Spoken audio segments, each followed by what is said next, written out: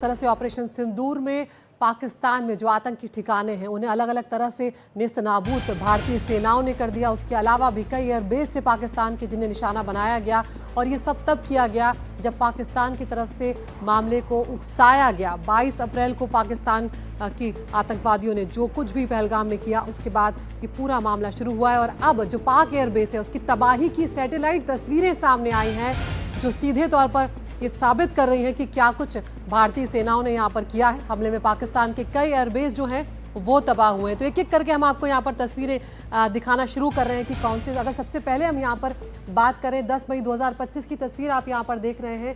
सुकूर की ये तस्वीर है और अनंत यहाँ पर सीधे तौर पर जो नेस्तनाबूद किया गया है वो नजर आ रहा है। और 10 मई 2025 की तस्वीर है और यह है नूर खान एयरबेस। बेहद स्ट्रेटेजिकली काफी इंपॉर्टेंट एयरबेस है और तस्वीरें पहले भी हमारी जब सेना की प्रेस कॉन्फ्रेंस होती है उसमें दिखाई जाती, लेकिन ये स्पष्ट सैटेलाइट तस्वीरें पहली बार सामने आई हैं और ये है रहीम यार खान एयरबेस 10 मई 2025। इसके रनवे को आप देख सकते हैं, एक बहुत बड़ा सा क्रेटर यानी कि इतना बड़ा सा गड्ढा यहां पर हुआ है उस स्ट्राइक के। अनंत याद होगा इसकी तस्वीरें जो है आर्मी की तरफ से भी सेनाओं की तरफ से भी प्रेस कॉन्फ्रेंस में जारी की गई थी। बहुत बड़ा गड्ढा ये हुआ है यहाँ पर, ये जो रहीम खान एयरबेस है और इस यहाँ से कुछ भी उड़ाने जो हैं उन्हें होने में वक्त लगेगा अभी। और ये जो रहीम खान एयरबेस की 10 मई 2025 की तस्वीरें, सैटेलाइट तस्वीरें अब सामने आई हैं और ये रनवे में जो एक बड़ा गड्ढा हुआ है, किस तरह से यहाँ पर मिसाइल ने इस पूरे इलाके को नेस्तनाबूद कर दिया है वो नज़र आ रहा है। दूसरी तस्वीर सरगोदा के मुसफ एयर बेस की दिखा रहे हैं और यहाँ पर भी आप रनवे की स्थिति से अंदाज़ा लगा सकते हैं कि क्या कुछ यहाँ पर हुआ है। एक तरफ का इलाका जो है वो, एक तरफ का हिस्सा जो है वो पूरी तरह से नेस्तनाबूद हो गया है। जी बिल्कुल, ये तस्वीर में जो आपको ना ये वाला हिस्सा, इस वाले हिस्से को देखिए, ये वाला हिस्सा जो रनवे के चारों कॉर्नर हैं यानी कि दाएं बाएं के जो चारों कॉर्नर हैं वो चारों के चारों कॉर्नर के बीचों बीच यानी कि थोड़ा सा हटके ये यहाँ पर रनवे में गड्ढा हुआ है। इससे आप अंदाजा लगा सकते हैं कि ये स्ट्राइक कितनी घातक थी जिसने रनवे को पूरी तरह से तबाह कर दिया। इसके अलावा और भी जो यहाँ पर बिल्डिंग्स थी उनको भी काफी नुकसान पहुंचा है। तो ये हमारी एयर स्ट्राइक्स का पूरा जो नतीजा है वो सैटेलाइट तस्वीर के सामने आता है। और हम आपको बताएं कि ये जो है मुसफ एयरबेस सरगोदा 10 मई 2025, 10 मई वो तारीख थी जब भारत ने पाकिस्तान के रिटेलिएशन में उसके रिस्पांस में विद रिस्पॉन्सिबिलिटी पाकिस्तान के एयरबेस को निशाना बनाया था, क्योंकि लगातार वो अपने ड्रोन और मिसाइलों के जरिए भारतीय मिलिट्री इंस्टॉलेशंस को निशाना बना रहा था। और अब अगली तस्वीर की अगर हम यहाँ पर बात करें तो ये भोलारी एयरवेज की तस्वीर है और आपको ये याद होगा सेना की जो प्रेस कॉन्फ्रेंस थी उसमें भी भोलारी एयरवेज की तस्वीरें जो हैं वो दिखाई गई थी। तबाही का मंजर यहाँ पर तो अनंत सीधे तौर पर दिख सकता है।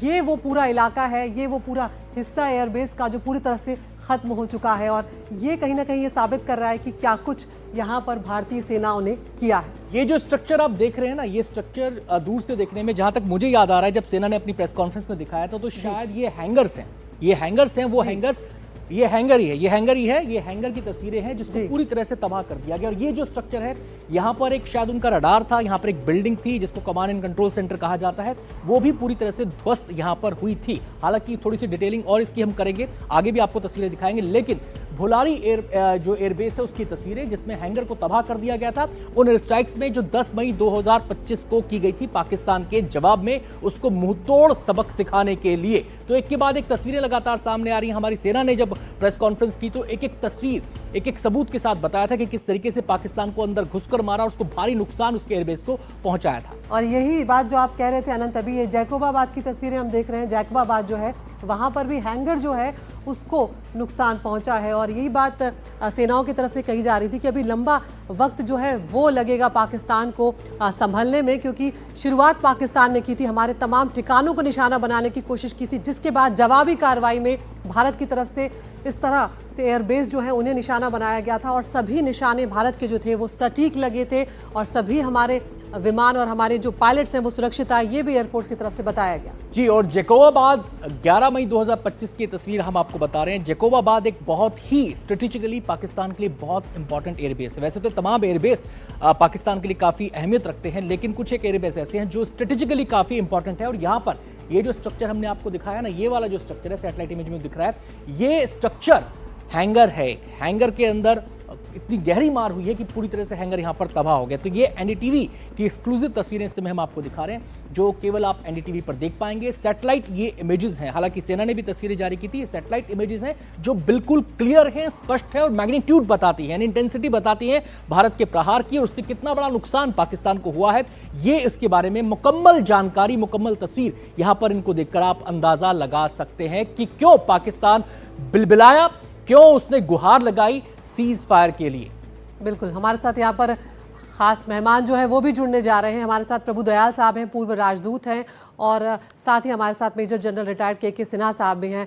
सिन्हा साहब, अगर पहले मैं आपके पास यहाँ पर आऊँ तो ये जो हैंगर्स होते हैं, जिस तरह से पाकिस्तान की एयरबेस को निशाना बनाया गया, नेस्त नाबूद किया है, हैंगर्स का होते क्या है, ये एक बार हमारे दर्शकों को आसान भाषा में समझाएं, और ये कितने महत्वपूर्ण होते हैं। जय हिंद। देखिए, जो आपका सवाल है कि हैंगर्स क्या हैं, देखिए हैंगर्स बड़ा, आप ये देखिए गराज होती है जैसे गाड़ियों की पार्किंग करते हैं, हैंगर के अंदर में प्रोटेक्शंस ज़्यादा नहीं होते हैं और वहाँ पर ब्लास्ट पेन कहलाता है, जो कि आप एक ब्लास्ट पेन होता है वो अकेला एयरक्राफ्ट रखता है जिसमें आपको उसके अंदर में सुरक्षा मिलती है हवाई हमलों से, जो कि रनवे के साथ में होता है। यदि आर्म्ड होता है तो उसको हम उस ग्लास पेन के अंदर रखते हैं। मगर जो हैंगर्स होते हैं, एक साथ बहुत सारे जो एयरक्राफ्ट है उस बेस में, चाहे उसके अंदर फ्लीट है या स्क्वाड है, एक स्क्वाड के अंदर में 16 एयरक्राफ्ट होते हैं। यदि फ्लीट है तो उनके 5-6 एयरक्राफ्ट होंगे, और यदि आपने उस हैंगर के अंदर में ये 1 या 2 गिरा दिया तो ज़्यादा से ज़्यादा एयरक्राफ्ट को मारने की क्षमता ज़मीन के ऊपर होती है। जी सिन्हा सर, आपसे ये भी जानना चाहेंगे कि जितने 11 एयरबेसेस को हमने निशाना बनाया, उनको काफ़ी नुकसान पहुंचाया और पाकिस्तान उसके बाद से गहरी चोट से अब तक उबर नहीं पाया है। ऐसे में ये जो इंफ्रास्ट्रक्चर उसका तबाह हुआ है हमारे अटैक्स के अंदर, इससे उबरने में कितना समय लगेगा, इसको फिर से चालू करने में कितना समय लगेगा, ये बताइए कि कितनी गहरी मार न केवल आर्थिक तौर पर बल्कि सामरिक तौर पर पड़ी इन स्ट्राइक्स के जरिए। देखिए, सामरिक तौर पर सबसे इम्पॉर्टेंट चीज होती है कि आप उसके माइंड को हिट करते हैं। यदि आप आकलन करेंगे तो कितनी हमने क्षमताएं कम की, तो 30% 40% आका जा रहा है। मगर सबसे बड़ा जो आप डेंट करते हैं वो एक क्रेडिबल डिटरेंस है। क्रेडिबल डिटरेंस 21st सेंचुरी में जब आप देखते हैं, वो पाकिस्तान ने कहीं कंप्रोमाइज कर लिया था न्यूक्लियर बोगी के ऊपर में। न्यूक्लियर बोगी है, हम ये कर देंगे वो कर देंगे, आप कुछ नहीं कर सकते। वो आपने उसकी इतनी बड़ा पैदा की है क्योंकि वो तो उसके पूरे लंबे समय तक, बहुत लंबे समय तक रहेगा, क्योंकि पाकिस्तान चीज़ों को भूल जाता है। तो यदि कोई भी दुस्साहस करता है तो ये क्रेडिबल डिटरेंस आप करिए। Physical deterrence is not that important. यदि आप उसके एक आपने अभी बताया कि नाम लिया था चकलाला, नूर खान जो आप कहते हैं, चकलाला इसको ज़्यादा जानना चाहता है। ये जो उनका कमांड एंड कंट्रोल सिस्टम, ये समझाने की चेष्टा करूंगा। वहीं पर कहूटा है 5 किलोमीटर दूर, जो न्यूक्लियर रिसर्च लैब इस्लामाबाद, उसकी वो कहते हैं हार्ट है न्यूक्लियर। तो हमने वहाँ तो कहीं नहीं किया, हमने उनके GHQ के पास में ये कार्रवाई की है और नूर खान एयरबेस पे हुआ है। और ये हमने ये कहा कि हमने ब्रह्मोस से किया। ब्रह्मोस इतनी एक्यूरेट हमारी ये है मिसाइल है जो 1 मीटर से उसका एरर है, मतलब आप जहां खड़े हैं वहां से के मात्र 15-16 फीट के ऊपर में आपके ऊपर वो गिर सकता है और उसका अचूक निशाना है, कोई रडार नहीं रोक सकती, तो उसको प्लमराइज कर देता है। इसी तरह इस्लामाबाद वहां से 10 किलोमीटर दूर है। तो यदि हम दिल्ली को मान के चलें और हमारे एयरबेस, हमारे air headquarter, army headquarter, naval headquarter को आप देखें, तो आप बताइए कि क्या दहशत, साइकोलॉजिकल इफेक्ट होता है कि आप वहां पहुंच जाते हैं कोई चीज, और वहां पर कितना भारी एयर डिफेंस सिस्टम उसको रोकने के लिए लगा होगा। सिन्हा साहब, यहाँ पर ये भी एक बात, मैं एक और सवाल आप ही से लेती हूँ, प्रभु दयाल सर के पास भी हम जाएंगे उसके बाद, कि जिस तरह से हमारी सेनाओं ने भी ये सबूत दिखाए थे, अब ये जो सैटेलाइट तस्वीरें आ रही हैं तो पूरी दुनिया के सामने एक तरह से सबूत है कि जिस बात की शुरुआत, जो एस्केलेशन की कार्रवाई पाकिस्तान की तरफ से की गई थी, उसका भारत ने किस तरह से जवाब दिया है। अदिति, ये जवाब नहीं है, ये तो थोड़ा सा, क्योंकि सॉरी आपने यूज जी। कोट किया, हम जनरली इसको यूज करते हैं। जी मैं ये बताऊं, कोई उन्होंने हमका आतंकवाद का जवाब नहीं दे रहे हैं, हम उनके अंदर ये बता रहे हैं हम आतंकवाद को जड़ से खत्म करेंगे। जड़ से यदि आपको खत्म करना है, जब तक उनके अंदर ये बात नहीं पता लग जाए, ये नहीं मान जाए कि ये है। और देखिए, प्रधानमंत्री ने कहा है पाकिस्तान आतंकवाद को खत्म करे या पाकिस्तान का खुद खात्मा हो जाएगा या हम कर देंगे।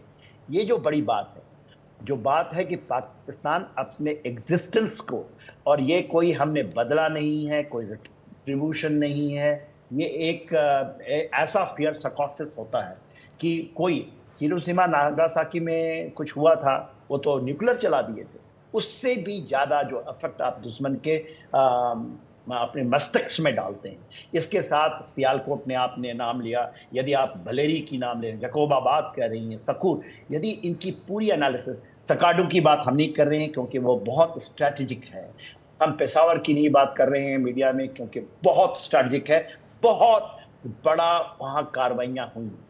तो ये जो चीज है, मेजर चीज आंटी, उसको हमें समझना होगा कि हम पाकिस्तान की जहन में, उसकी आत्मा में खंजर का वार है, इससे वो उभर नहीं पाएगा, और उभरता है तो उसका रिट्रीब्यूशन इमीडिएट, क्योंकि एक भी उसका यदि कुछ हुआ हमारे भारतीयों के ऊपर में तो उसका रिट्रीब्यूशन इस बार इससे भी बहुत भारी होगा। जो एडवर्स नेशंस हैं इस चीजों को समझते हैं, और इसी को क्रेडिबल डिटरेंस कहा जाता है। जी आते हैं सीधा सर आपके पास। मैं यहाँ पर प्रभु दयाल सर का रुख करना चाहूंगा। प्रभु सर, आपने भी सुना होगा कल प्रधानमंत्री ने जो राष्ट्र के नाम संबोधन दिया, उसमें उन्होंने एक बड़ी इंपॉर्टेंट बात कही कि हम विकास करना चाहते हैं, हम शांति चाहते हैं, लेकिन इसके लिए भी शक्ति जरूरी है, और जब जरूरत पड़े तो शक्ति का प्रदर्शन भी जरूरी है। अब अगर हम बात करें कूटनीतिक वर्ल्ड की, तो ये शक्ति वहां पर कितनी इंपॉर्टेंट हो जाती है? ये शक्ति और उसका प्रदर्शन क्या वहां पर हमें एज देता है? जी बिल्कुल एज देता है। देखिए, जनरल सिन्हा ने बिल्कुल सही बात कही कि हमने जो खंजर का वार किया पाकिस्तान पे, उससे वो अब नहीं आसानी से उभर पाएगा। और ये बात पाकिस्तानियों को भी मालूम है। पाकिस्तान की सरकार डर गई है। अगर ऐसा ना होता तो वो घुटने ना टेक देती। देखिए, सीज फायर की जो पहल की गई, वो मांग की, जो रिक्वेस्ट की, वो पाकिस्तान ने की। और आपको याद होगा कि पाकिस्तान की नेशनल असेंबली के सेशन के दौरान एक वहां के मेंबर ऑफ नेशनल असेंबली ने प्रधानमंत्री शहबाज शरीफ को कहा कि आप गीदड़ हैं, आप डरे हुए हैं। और मुझे यकीन है कि पाकिस्तान में जो अब ऐसे हालात हो रहे हैं, वो उसको और बद से बदतर स्थिति में ले जाएंगे। देखिए, पाकिस्तान की इकोनॉमिक कंडीशन तो बहुत खराब है। अब उसको आईएमएफ से थोड़ा बहुत लोन मिल जाएगा, कितना उससे वहाँ की इकोनॉमी अच्छी होगी ये देखने के बाद। लेकिन असली बात यह है कि वहाँ पर पूरा जो एक्सपेंडिचर है वो टेररिज्म पे होता है, डेवलपमेंट पे होता नहीं। और लोगों को भी ये बात मालूम है। देखिए, जो आर्मी है वो पाकिस्तान को बिल्कुल गलत रास्ते पे ले जा रही है। जी आसिम मुनीर जो है वो पूरी तरह से हुकूमत चला रहे हैं, और मुझे यकीन है कि उनको कभी न कभी जल्दी ही, देखिए आप देखिएगा, उनको हटा दिया जाएगा। और जैसे में एक मेंबर ऑफ पार्लियामेंट ने शहबाज शरीफ को कहा कि आप गीदड़ हैं, तो वही बात आसिम मुनीर के लिए कही जाएगी कि वो आप गधे हैं। बिकॉज उनकी जो पॉलिसीज हैं वो बिल्कुल डोंकी लाइक है, ऐसे ना। और सर, इन्हीं नीतियों के चलते पाकिस्तान के जो लोग हैं वो ये सब कुछ भुगतने को मजबूर हैं, और अब तो धीरे धीरे उन लोगों को भी समझ में आने लगा है कि क्या स्थिति है। सर, हम आएंगे, इस डिस्कशन को हम जारी रखेंगे, लेकिन यहाँ पर एक बार फिर से हम उन तस्वीरों का जिक्र कर लेते हैं, रुख कर लेते हैं, जो सैटेलाइट तस्वीरें आ रही हैं कि भारत ने, जो बात हमारे दोनों मेहमान कह रहे हैं, प्रभु दयाल सर कह रहे हैं, सिन्हा सर कह रहे हैं, कि किस तरह से खंजर जो है वो भारत ने वार किया है खंजर का, कि अब वापस पलट कर पाकिस्तान के लिए संभलना बहुत मुश्किल होगा। अलग अलग जो हैंगर हैं तबाह हुए हैं, रनवे तबाह हुए हैं। अनंत, एक बार एक एक करके आप इनको बताना शुरू करें कि किस तरह से ऑपरेशन सिंदूर के बाद की जो सैटेलाइट तस्वीरें हैं वो तबाही का मंजर पाकिस्तान में दिखा रही हैं। जी बिल्कुल, ये ऑपरेशन सिंदूर के बाद की सैटेलाइट तस्वीरें। हालांकि तस्वीरें आपने पहले भी देखी होंगी, हमारी जो प्रेस कॉन्फ्रेंस होती थी सेना की, उसमें बाकायदा तस्वीरों के साथ बताया जाता कि कहाँ हिट किया, कहाँ स्ट्राइक किया, कितना नुकसान हुआ। तो पाकिस्तान में तबाही की ये नई तस्वीरें आई हैं, जो अलग अलग उसके एयरबेसेस हैं जिनको हमारी सेना ने निशाना बनाया। बारी बारी से एक एक एयरबेस की तस्वीर बताएंगे आपको, दिखाएंगे आपको और बताएंगे कि उसमें कितना नुकसान उस एयरबेस को पहुंचा है। तो मैं तस्वीरों को बारी बारी से पेश किया जाए यहां पर हमारे दर्शकों के लिए, बताएं कि कौन से एयरबेस पर हमने स्ट्राइक की और वहां पर कितना नुकसान हुआ है। पाकिस्तान के एयरबेस पर बर्बादी की तस्वीरें हैं, ये जो आप देख रहे हैं निशान बर्बादी के साफ तौर पर एयरबेस में चारों तरफ देखे जा सकते हैं। क्या है वो किसी एयरबेस का रनवे हो, चाहे वो किसी एयरबेस का हैंगर सिस्टम हो, चाहे वो किसी एयरबेस की इमारत हो जहां से कमांड्स दी जाती हैं, उसको निशाना बनाना हो, तो एक के बाद एक कई एयरबेस को निशाना बनाया। और ये तमाम एयरबेस पाकिस्तान के लिए खासी अहमियत रखते हैं, खासकर अगर हम रणनीतिक तौर पर देखें तो। एयरबेस पर बर्बादी की तस्वीरें और इसके बाद हम आपको ये भी दिखाएंगे पिन पॉइंटेडली कि कैसे वहां पर किस पर्टिकुलर एरिया में हमने हिट किया है। तस्वीरों को आगे बढ़ाएंगे और देखेंगे कि किस एयरपोर्ट पर कितना नुकसान यहां पर पहुंचा है। अदिति, तो यहाँ पर जिस तरह से हम देख रहे हैं, अगर हम जैकबाबाद एयरबेस जो है उसका हैंगर जो तबाह हुआ है वो तस्वीर अब आपको यहाँ पर दिखा रहे हैं। उसके बाद भोलारी एयरबेस जो है उसका हैंगर तबाह हुआ। सरगोदा एयरबेस का रनवे जो है, इतना बड़ा गड्ढा वहाँ पर हुआ है, उसकी तो इमेजेस सामने आई थी। सरगोदा का जो रनवे है वो भी बुरी तरह से क्षतिग्रस्त यहाँ पर हुआ है। रहीम यार खान बेस जो है उसके एयर स्ट्रिप पर भी बड़े बड़े गड्ढे यहाँ पर हो गए हैं।